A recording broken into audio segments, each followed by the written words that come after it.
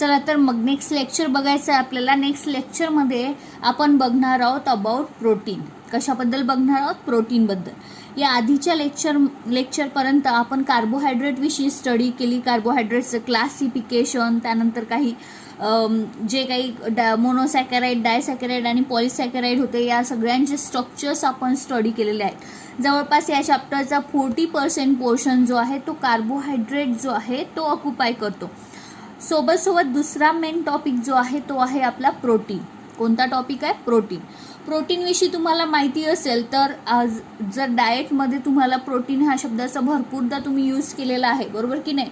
जर तुम्हाला विचारलं की न्यूट्रिशनल सोर्सेस कोणते असतात प्रोटीनचे, तुम्ही इझिली सांगू शकतात की मिल्कपासनं, पल्सेसपासनं, नट्स, त्यानंतर फिश, मीट, या सर्व गोष्टीमध्ये काय असते तर प्रोटीन आपल्याला मिळत असते. या सर्व गोष्टीपासून ज्यावेळेस आपण या गोष्टीचा इंटेक करत असतो त्यावेळेस आपल्याला काय मिळत असते? प्रोटीन मिळत असते.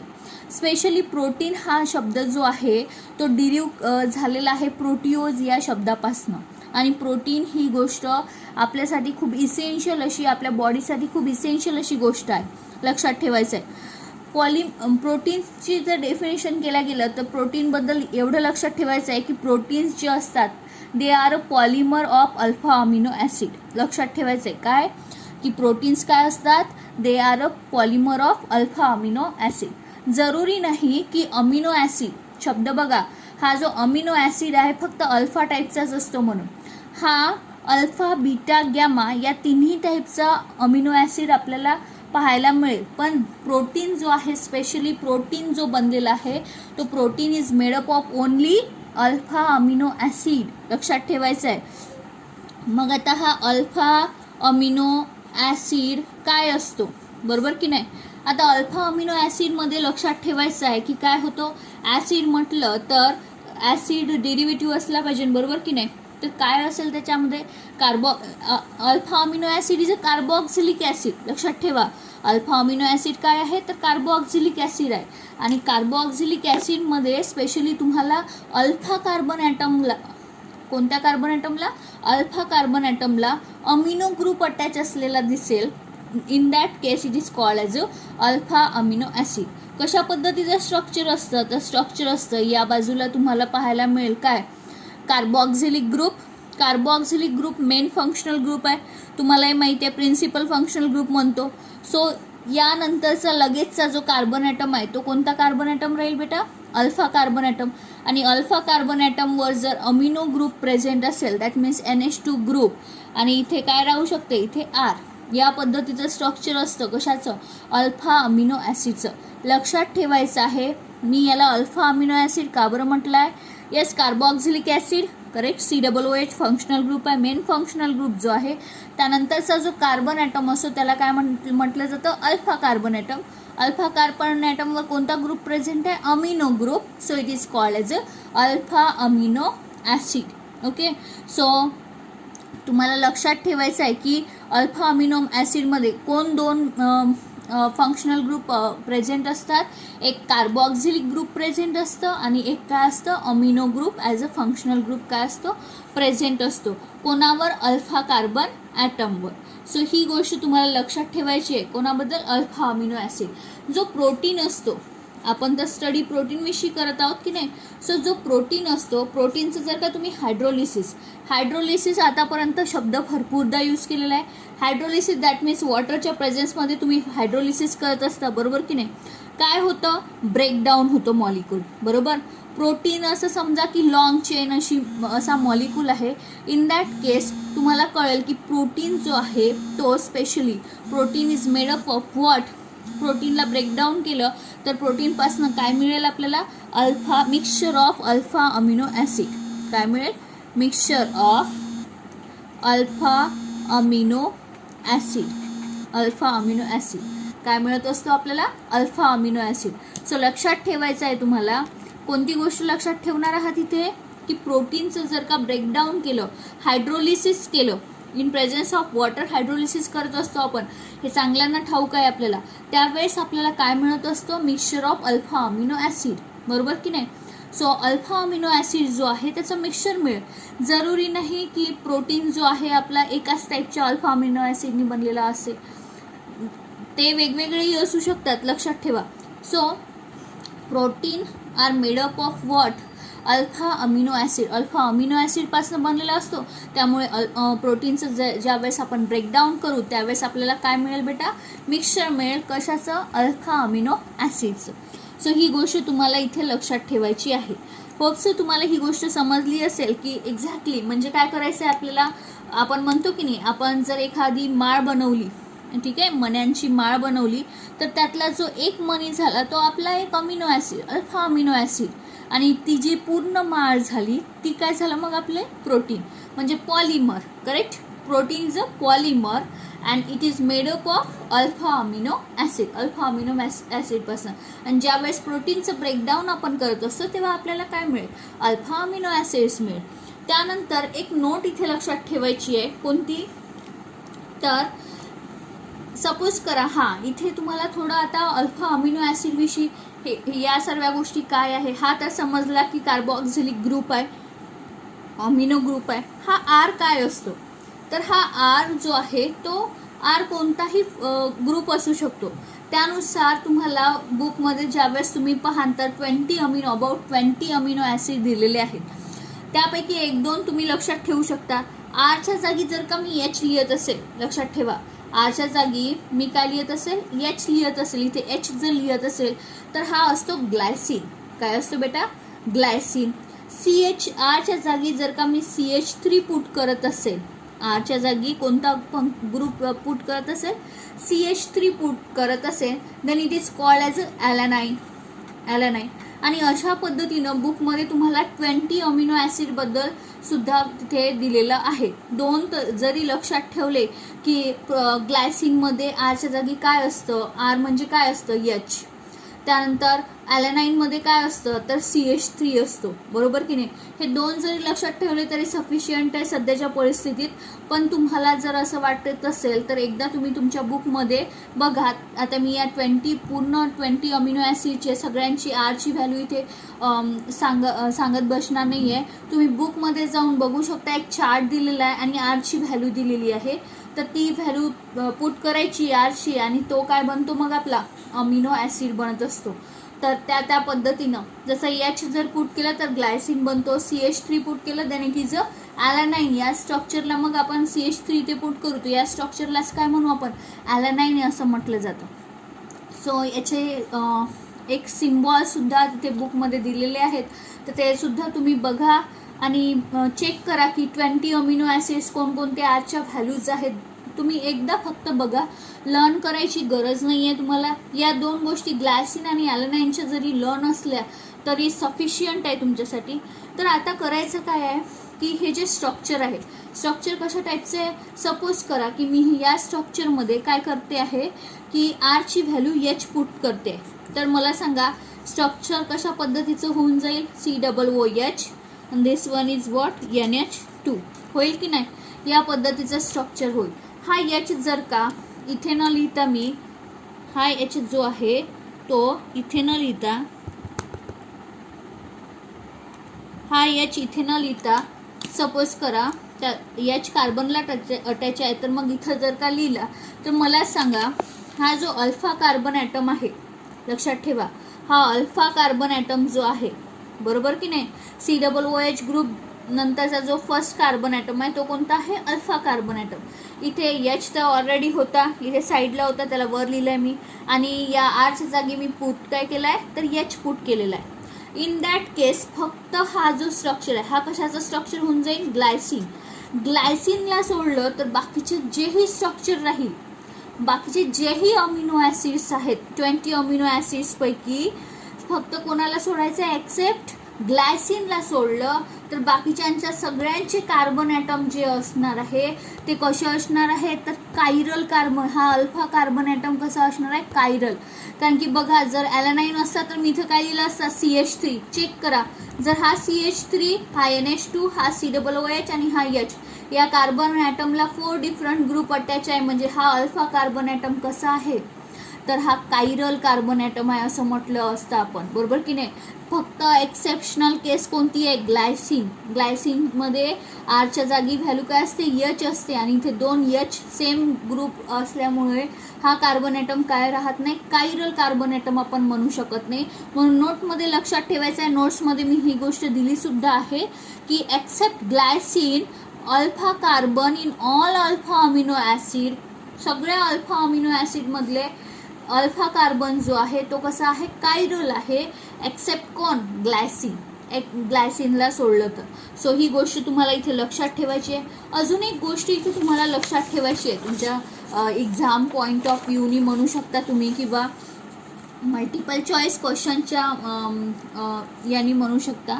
नॅचरली अकरिंग जे काही अमिनो ॲसिड्स आहेत, स्पेशली अल्फा अमिनो ॲसिड जे आहेत, तर ते कोणत्या कॉन्फिगरेशनमध्ये पाहायला मिळेल तुम्हाला नेहमी, यल. कोणत्या कॉन्फिगरेशनमध्ये, यल कॉन्फिगरेशनमध्ये. आता प्रश्न पडला पुन्हा, चला यल कॉन्फिगरेशन तुम्हाला चांगल्यानं माहिती आहे. L that means DL nomenclature तुम्हाला माहिती आहे की नाही.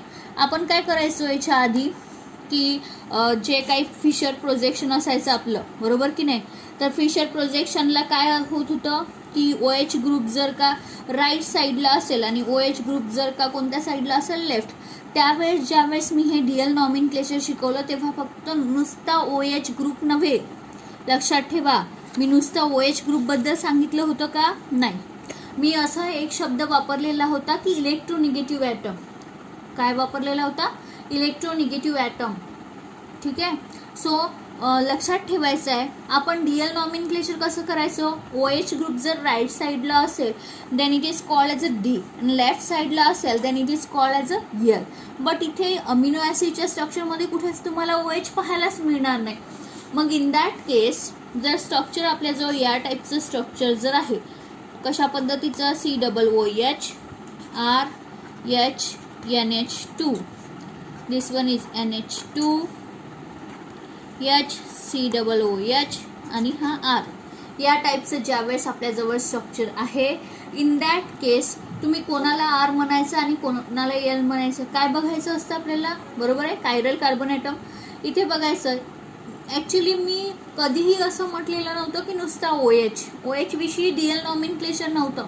इलेक्ट्रोनिगेटिव्ह, हायड्रोजन आणि NH2 मध्ये नायट्रोजनमध्ये कोण इलेक्ट्रोनिगेटिव्ह आहे बेटा, नायट्रोजन इलेक्ट्रोनिगेटिव्ह आहे. सो या गोष्टीवरून लक्षात ठेवायचं आहे, जर का NH2 कोणत्या, आता इथे अल्फा अमिनो ॲसिडमध्ये स्पेशल लक्षात ठेवायचं तुम्हाला, NH2 जर का कोणत्या साईडला असेल, लेफ्ट साईडला असेल, तर त्याला काय म्हटलं आपण, L. L दोन्ही मी सेम स्ट्रक्चर ड्रॉ केलेले आहे. जरा राईट साईडवालाही स्ट्रक्चर ड्रॉ करते, COOH, राईट साईडला NH2, हा H आणि हा R. Okay, like that. So आणि राईट साईडला NH2 प्रेझेंट असेल then it is called as a D. याला काय म्हणणार आहात तुम्ही, D म्हणणार आहात. सो DL नॉमेनक्लेचर बिलकुल सेम आहे जसं याआधी शिकलेलो आहोत आपण, फक्त आधीच्या स्ट्रक्चरमध्ये OHला बघायचो आपण, या स्ट्रक्चरमध्ये आपल्याला कशाला बघायचं आहे, NH2ला बघायचं आहे. फरक पाहिलं तर DL नॉमेनक्लेचर बेसिकली सांगतं आपल्याला की ज्या वेळेस आपण बघत असतो कायरल कार्बन ॲटम, नाही का, जर एकच कायरल कार्बन ॲटम असेल तर तोच बघावा लागेल, एकापेक्षा जास्त असेल तर आपण कोणता कायरल कार्बन ॲटम बघायचो, बिलो साईडवरून सगळ्यात, ठीक आहे, बिलो साईडवरून सगळ्यात पहिला जो असायचा तो आपण बघायचो, बरोबर की नाही. आपल्याला डाऊन साईडवरून बघावं लागत होतं आणि सगळ्यात फर्स्ट जो येत होता तो कायरल कार्बन ॲटम बघायचो आणि त्याच्या लेफ्ट आणि राईट साईडला आपण चेक करायचो. इथे बघितलं आपण की NH2 जो आहे आणि इथे एकच कायरल कार्बन ॲटम असल्यामुळे तोच बघावा लागेल आपल्याला. त्यावेळेसही मी सांगितलं होतं की नुसतं मी OH, त्यावेळेस त्या स्ट्रक्चरमध्ये OH होते म्हणून मी OH विषयी सांगितलं. पण एक गोष्ट अजून सांगितली, नुसता OH नव्हे, इलेक्ट्रोनिगेटिव्ह ॲटम. इथे कोण आहे इलेक्ट्रोनिगेटिव्ह ॲटम या दोघांपैकी, नायट्रोजन, करेक्ट. नायट्रोजन इलेक्ट्रोनिगेटिव्ह ॲटम आहे, तर हे बघायचं की हा जो नायट्रोजन आहे हा लेफ्ट साईडला आहे और राईट साईडला आहे. लेफ्ट साईडला असेल then it is called as a L, right साईडला असेल then it is called as a D. So अशा पद्धतीनं तुम्हाला DL नॉमेनक्लेचर सुद्धा इथे कळायला हवं, कशाचं, अल्फा अमिनो ॲसिडचं. आय होप सो तुम्हाला हे समजलेलं असेल. त्यानंतर नेक्स्ट बघायचं आहे आपल्याला क्लासिफिकेशन. काय बघायचं आहे? क्लासिफिकेशन. कशाचं क्लासिफिकेशन बघणार आहोत आपण? अमिनो ॲसिडचं. Classification of amino acid. आता हे जे अमिनो ॲसिड्स आहेत बेसिकली तसं तर दोन टाईपनी दोन प्रकारे जे आहे अमिनो ॲसिड क्लासिफाईड केल्या जातात. लक्षात ठेवायचं आहे कोणती गोष्ट की क्लासिफिकेशन बघत आहोत कशाचं? अमिनो ॲसिडचं. अमिनो ॲसिड्स जे आहे ते क्लासिफाईड आपण दोन बेसिसवर करणार आहोत. एक तर की ते कोणत्या नेचरचे आहेत, दॅट मीन्स ॲसिडिक नेचर आहे, बेसिक नेचर आहे और न्यूट्रल नेचर आहे, त्यांच्या नेचरवरून क्लासिफाईड करणार आहोत. सेकंड क्लासिफिकेशन अमिनो ॲसिडचं करणार आहोत अबाउट देअर लाईक कॅरेक्टर म्हणू शकता किंवा त्याच्याविषयी आपण बघूच पुढे. So classification of amino acid, first classification जे आहे ते कशा पद्धतीनं केलं गेलं तर it is classified as acidic. Okay. त्यानंतर नेक्स्ट काय म्हणायचं आहे आपल्याला? ॲसिडिक. दुसरा काय? Basic amino acid. And third one is a neutral amino acid. Neutral amino acid. So amino acids are classified into three main category. One is the acidic amino acid, basic amino acid, neutral amino acid. ठीक आहे. So आता प्रश्न पडेल की acidic कोणाला म्हणायचं, basic कोणाला म्हणायचं आणि न्यूट्रल कोणाला म्हणायचं. त्यासाठी मी 3 स्ट्रक्चर इथे ड्रॉ करत आहे. तुम्ही कोणतेही स्ट्रक्चर घेऊ शकता, जरुरी नाही की तेच घ्यायला पाहिजे. या पद्धतीचे स्ट्रक्चर मी घेत आहे. CH NH2 COOH हे एक स्ट्रक्चर आहे. हे स्ट्रक्चर आहे ॲस्पार्टिक ॲसिडचं. तुम्ही कोणतेही घेऊ शकता. ॲस्पार्टिक ॲसिडचं स्ट्रक्चर आहे. त्यानंतर नेक्स्ट स्ट्रक्चर जे आहे ते घेणार आहोत आपण लायसिनचं स्ट्रक्चर आहे या टाईपचं. NH2 CH2/4 CH COOH NH2. Okay. This one is a structure for lysine. and third one structure जे आहे ते मी घेणार आहे ग्लायसिनचं. HCH COOH and this one is NH2.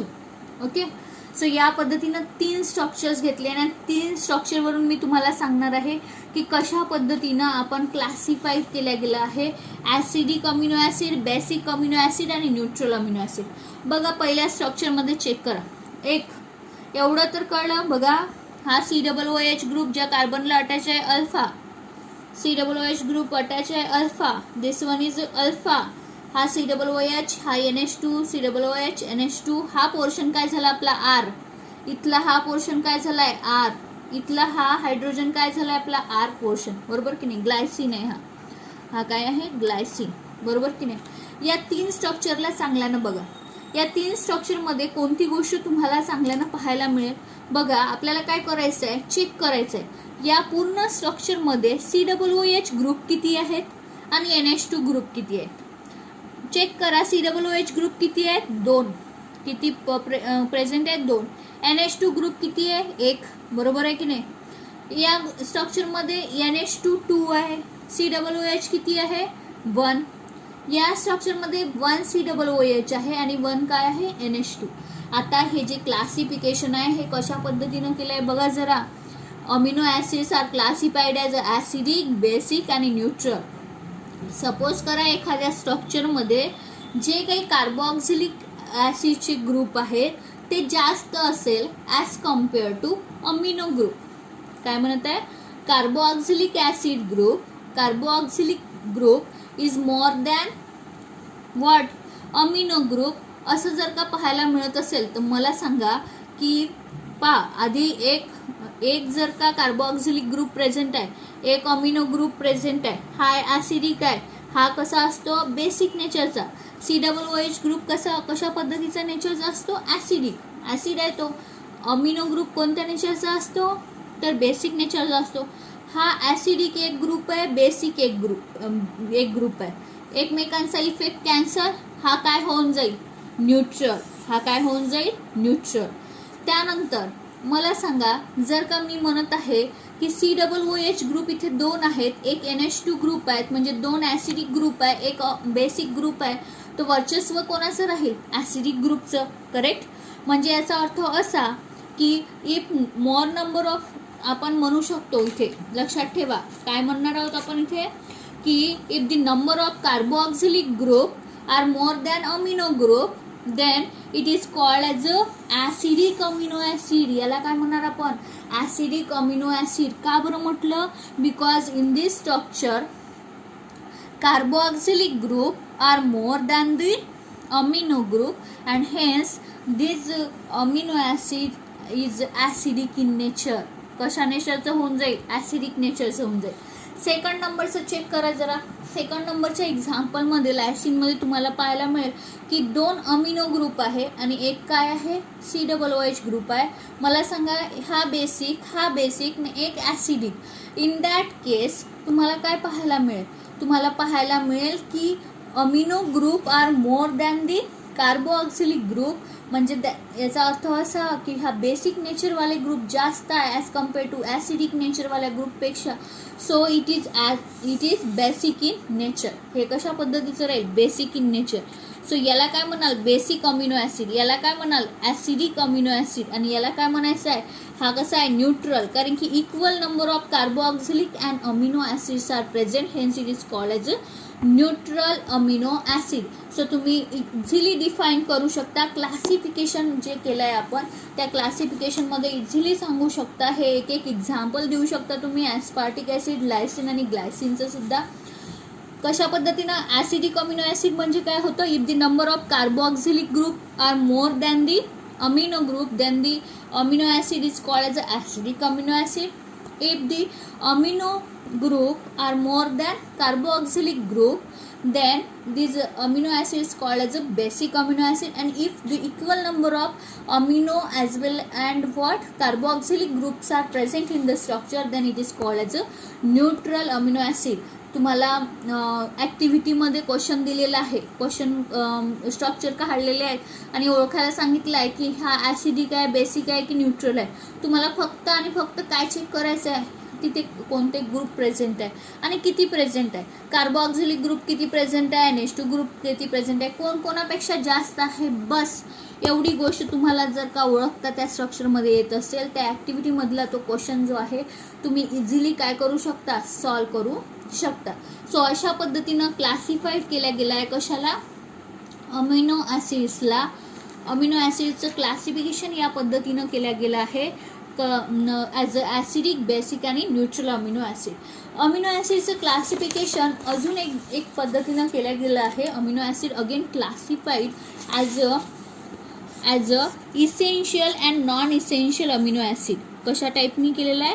Essential amino acid and non essential amino acid. ज्यावेळेस आपण त्याची definition वाचत असतो, थोडं कळायला असं कठीण जातं आपल्याला, पण जर थोडा डोका जर आपण लावलं तर समजून येईल तुम्हाला. मला सांगा, नॉन इसेन्शियल कशाला म्हणू आपण? नॉन इसेन्शियल कशाला म्हणू? ज्याची गरज नसेल. बरोबर. नॉन इसेन्शियल कशाला म्हणू आपण? ज्याची गरज नसेल की डाएटमधून त्याला घ्यावं आपण. का बरं आपल्याला गरज नसेल की त्याला डाएटमधून घ्यायची? का गरज नसेल? कारण ते आपल्या बॉडीमध्ये सिंथेसाइज होत असणार. ठीक आहे. ऑलरेडी जर का आपल्या बॉडीमध्ये प्रेझेंट असेल किंवा आपल्या बॉडीमध्ये सिंथेसाइज होऊ शकत असेल असे अमिनो ॲसिड्स आपल्याला डाएटमधनं घ्यावे लागतील का? नाही. मग ते आपल्यासाठी कसे होऊन जातील? Non essential.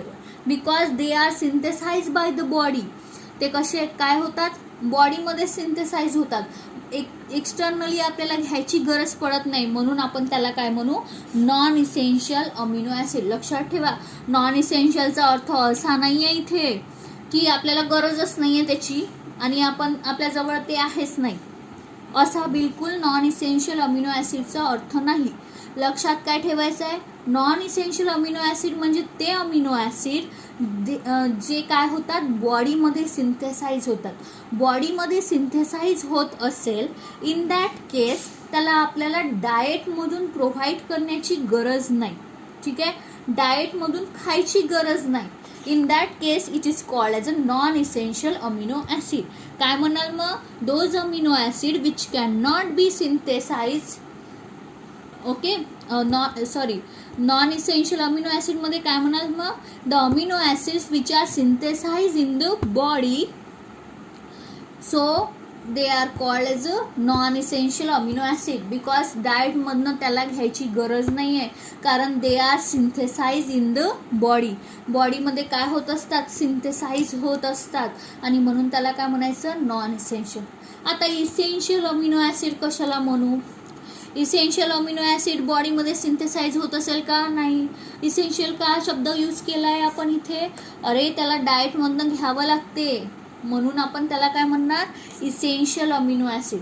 सो ही गोष्ट तुम्हाला लक्षात ठेवायची आहे की इसेन्शियल अँड नॉन इसेन्शियल या शब्दाच्या अर्थावर जाऊ नका, नाही का. नॉन इसेन्शियल म्हणजे गरज नाही, घ्यायची गरज नाही आपल्याला. येस, घ्यायची गरज नाही, पण का? कारण ते ऑलरेडी आपल्या बॉडीमध्ये प्रेझेंट आहे, आपली बॉडी त्याला सिंथेसाइज करते. ठीक आहे. So it is called as a non essential amino acid. आणि इसेन्शियल अमिनो ॲसिड डाएटमधनं घ्यावे लागतात. का डाएटमधनं घ्यावे लागतात?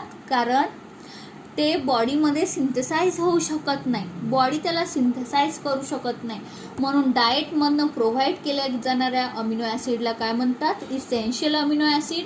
आणि जे बॉडीमध्ये ऑलरेडी प्रेझेंट आहे त्याला काय म्हणतात? Non essential amino acid. त्याला आपल्याला बाहेरून घ्यायची गरज पडत नाही, म्हणून so they are called as a non essential amino acid. So या दोन शब्दांमध्ये, दोन गोष्टीमध्ये तुम्हाला कन्फ्यूज व्हायला नको आहे. कन्फ्युजन कोणत्याच पद्धतीचं ठेवायचं नाही. आता काय होतं की लास्ट इयर पेपर्समध्ये मी भरपूरदा क्वेश्चन बघितले की दोन तीन एक्झाम्पल सांगा इसेन्शियल अमिनो ॲसिडचे, नॉन इसेन्शियल अमिनो ॲसिडचे, असा क्वेश्चन येतो. किंवा कधी कधी दिलेले असतात तुम्हाला या पद्धती, म्हणजे काही दिलेले राहतील अमिनो ॲसिड, आणि त्यांना क्लासिफाय करा into essential amino acid and non essential amino acid. So in that case तुम्हाला माहिती असायला हवं की इसेन्शियल अमिनो ॲसिड्स कोणते आहेत आणि नॉन इसेन्शियल.